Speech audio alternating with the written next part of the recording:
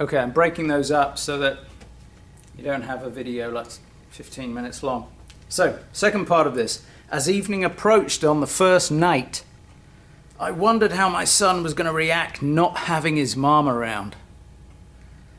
Our fears are nearly always worse than reality, and I guess that was the case here. However, my little boy did not react well.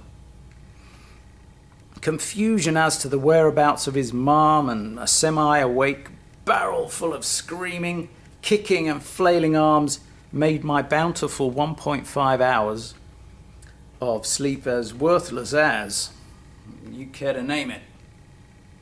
After carrying him around for half the night, I awoke, if that is the appropriate term, frazzled and not in the least looking forward to going back to bed that evening. Work was filed under the title, hopefully later, although I had my doubts.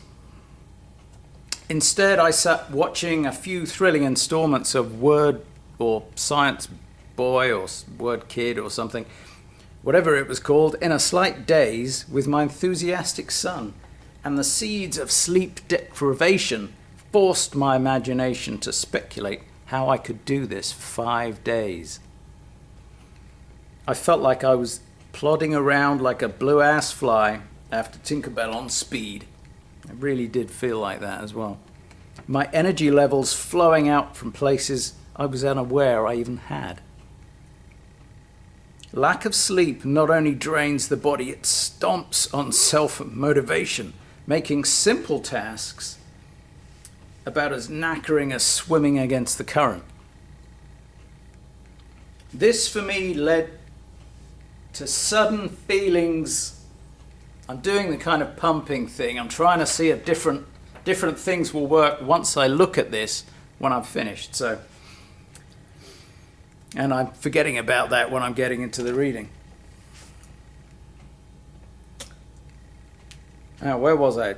This, for me, led to sudden feelings of irritation, frustration, anger, and despair, which seemed to pop up far more frequently when worn down to bare metal.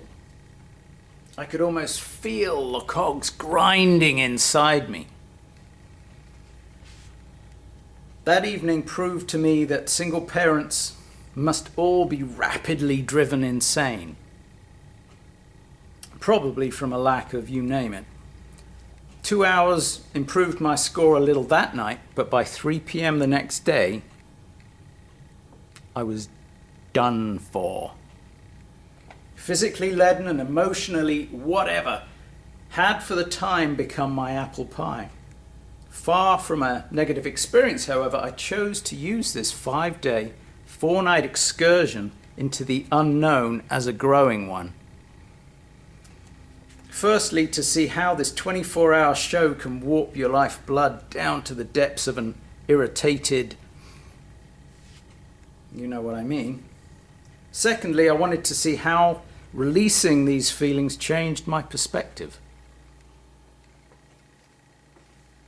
I wanted to use as many of the down moments as opportunities for positive growth. During the moments when my feelings felt swamped, I would say to myself, you have to let go of this. Just let go. Yes, yes, yes, I can. Surprisingly, it worked more often than not. I released on my feelings as much as I could focus on them, and by 4 p.m., I was about ready for round 2. It was at this time that my wife informed me just to push on through, and I realized how easy I had it. For this to be a regular state of mind must require something I neither had nor particularly wanted. But it did allow me to address a seemingly negative situation to burn brightly. If I learned nothing else from this experience, it would have not been a wasted one. But I did learn. As the weekend rolled over, I gained in clarity and understanding of this nighttime of my son's nighttime habits, certain expressions and sounds, and how to calm him down when he clearly missed the person he trusted the most. Whether this was from my son becoming more used to the situation or from my increased awareness of his needs, I can only guess.